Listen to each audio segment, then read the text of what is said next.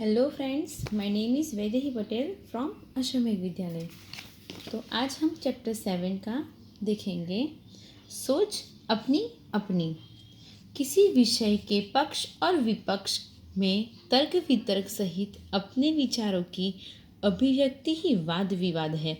वाद विवाद करना यानी दो लोग हैं, उसमें उन दोनों की चर्चा, अभिव्यक्ति, अपना अपना जो भी नज़रिया है वो किसी और के सामने रखना और बात करना। पक्ष विपक्ष, हाँ, विपक्ष पक्ष यानी दो पक्षों वच्चे, जैसे भाजपा कांग्रेस, कोई भी मतलब दो पक्ष होते हैं, उन दोनों के तर्क वितर्क, उन दोनों की विचारणा वो आमने सामने रखना।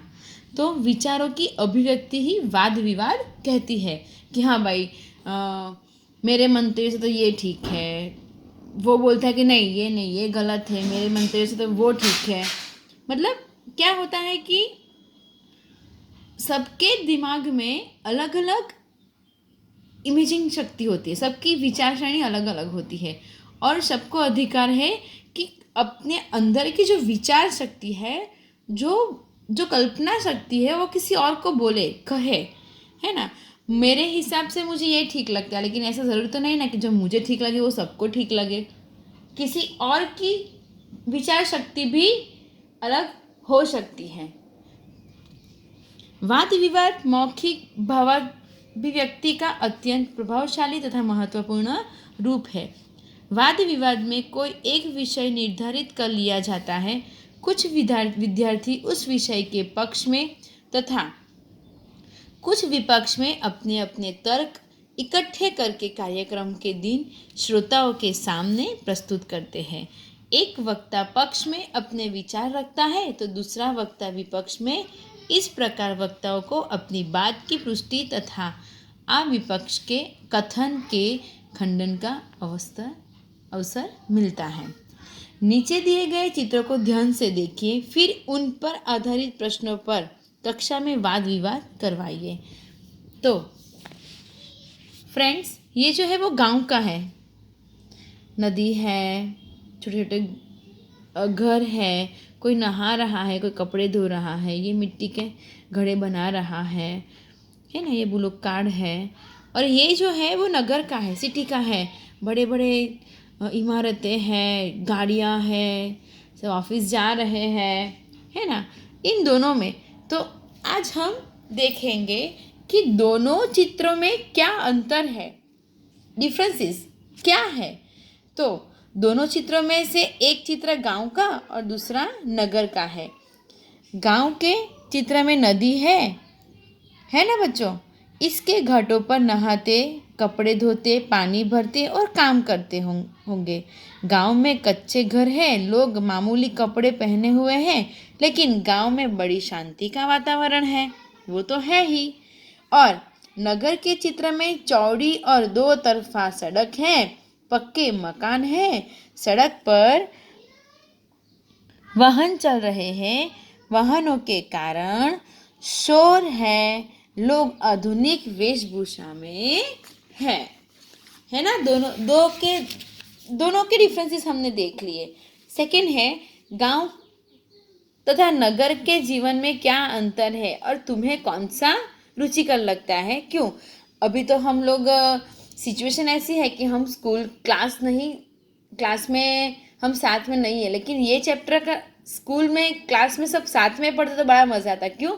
क्योंकि सबकी विचार शक्ति हमें जानने को मिलती।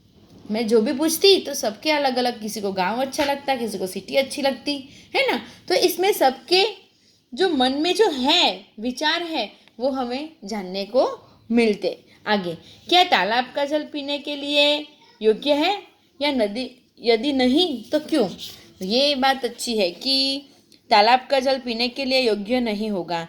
तालाब चारों ओर से बंद होता है, उसमें चारों ओर से बाहर की धूल मिट्टी गिरती है, पेड़ों के पत्ते गिरकर सड़ते रहते हैं।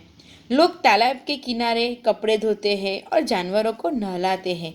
यह सारी गंदगी तालाब के जल को दूषित कर देती है।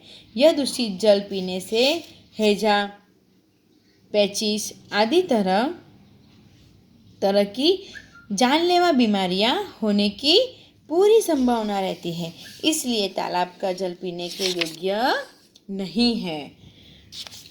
इन नीचे दिए हुए मुद्दों के आधार पर विज्ञान वरदान या अभिशाप इस विषय के एक पक्ष पर अपने विचार कारण सहित प्रस्तुत कीजिए। तो आगे, कौन शक्तिशाली है, कलम या तलवार? अपने विचार कारण सहित बताइए। कौन शक्तिशाली होगा?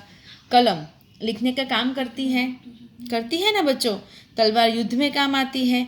कलम के साथ दिमाग की शक्ति जुड़ी है, तलवार के साथ शारीरिक शक्ति जुड़ी हुई है।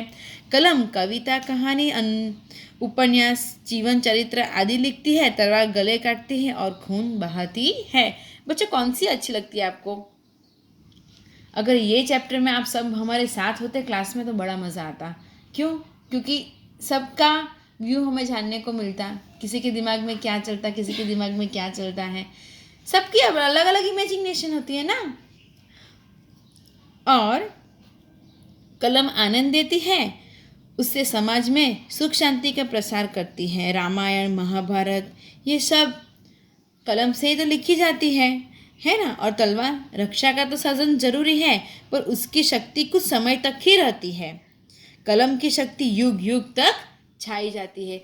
कलम ने आगे कितना सारा लिखा है, अभी भी हम लोग ये पढ़ सकते हैं, समझ सकते हैं। लेकिन तलवार को है सिर्फ रक्षा करता है, और उसकी जो है वो उसकी एक लिमिट होती है, समय होता है ना बच्चों। जब गुस्से में तलवार चलती हो तो सब फिनिश हो जाता है ना। दी गई सामग्री पढ़िए और उसके आधार पर प्रश्न के उत्तर दीजिए। बहुत दूर जन्म ले रहा है धरती जैसा ग्रह। बच्चों, आपको ये पढ़ना है और उसके अंदर से जो क्वेश्चन है उसका आंसर लिखना है बच्चों। तो ऑलरेडी मैंने ये आंसर लिख दिए हैं। आपको मैं PDF भेजूंगी, आपको ये जो है वो सब कर देना है। ओके, ये स्वाध्याय है। स्वाध्याय में भी उदाहरण के आधार पर उपयुक्त उपसर्ग लगाकर शब्द पुनः लिखे। मैं सबकी PDF भेजूंगी, आपको लिखना है। ओके, भाषा सजता आपका होमवर्क है स्वाध्याय का। ये जो है आपको आपकी ये दोनों आपको इसमें ही लिखना है, वो नोटबुक में नहीं लिखना है। ये आपको नोटबुक में लिखना है, नोटबुक। ये भी बच्चों आपको नोटबुक में लिखना है। जो टेक्स्ट बुक में लिखना है वो नहीं लिखा है, लेकिन जो नोटबुक में लिखना है बच्चों वो मैंने ऑलरेडी लिखा है कि आपको नोटबुक में लिखना है। ओके, तो आपको ये भी नोटबुक में लिखना है, आपके फ्रेंड्स को पत्र लिखना है ना। आगे, भाषा सजता निम्नलिखित वाक्यों को पढ़िए और समझिए। निधि बहुत काम करती है, रुद्र बहुत हंसता है, दिव्येश और चिराग बहुत घूमते हैं, जूही और रिया ने बहुत खरीदारी की, मुझे आज बहुत खुशी है, कविता बहुत हंसी थी। ऊपर दिए गए वाक्य पढ़ने से पता चलता है कि रेखांकित शब्द बहुत में कोई परिवर्तन नहीं हुआ। सिर्फ लिंग, वचन, काल बदलने पर ही उस शब्द में कोई परिवर्तन नहीं हुआ। लिंग, वचन, काल सब बदलते हैं, लेकिन ये जो है बहुत का परिवर्तन नहीं हुआ। जिन पदों के रूप लिंग, वचन, काल या कारण के कारण नहीं बदलते, अर्थात जो सदैव एक से बने रहते हैं, उन्हें क्या कहते हैं? अव्यय। जिनमें व्यय न हो अर्थात विकार या परिवर्तन न हो, उसे उपकारी पद कहा जाता है। निम्नलिखित वाक्य को पढ़िए और उनमें प्रयुक्त घड़े शब्दों पर ध्यान दीजिए। एक लड़का धीरे धीरे चल रहा है, धीरे धीरे। एक लड़की धीरे धीरे चल रही है, कुछ लड़के धीरे धीरे चल रहे हैं, बहुत सी लड़कियां धीरे धीरे चल रही हैं, मैं धीरे धीरे चल रहा हूँ, हम धीरे धीरे चलेंगे। ये सब धीरे धीरे जो है ऊपर ये सब वाक्यों में धीरे धीरे शब्द ऐसा शब्द है जिनका प्रयोग पुल्लिंग, एक वचन कर्ता लड़का, स्त्रीलिंग बहुवचन लड़कियाँ, और अंतिम विधान में काल परिवर्तन हुआ है, फिर भी धीरे धीरे शब्द में कोई परिवर्तन नहीं होता है, अतः धीरे धीरे क्या है, अव्यय है। अब अव्यय शब्दों की सूची देखते हैं तो और, तथा, अथवा, या, वाह, आहा, कल, अधिक, धीरे धीरे, ऊपर, ये सब क्या है, अव्यय शब्द है। परीक्षा में पूछा जाएगा कि नीचे दिए गए वाक्यों में से अव्यय शब्द ढूंढिए, तो आपको ढूंढना है। ये देखिए, उमंग और स्मित घर चल गए और तुम्हें अपने जन्मदिन पर कैमरा चाहिए या मोबाइल फ़ोन, तो या, वाह, क्या कैच लिया है, वाह। दुर्योधन तथा कर्ण में गहरी मित्रता है, तथा वह तेज दौड़ा, तेज, तो ये सब क्या है बच्चों, अव्यय शब्द है ना। तो आज हमारा चैप्टर नंबर 7 यहाँ पे फिनिश होता है। आज का होमवर्क आपको जो नोटबुक में लिखना है वो नोटबुक में लिखना है, टेक्स्ट बुक में जो लिखना है वो टेक्स्ट बुक में लिखना है। Okay, bye, thank you.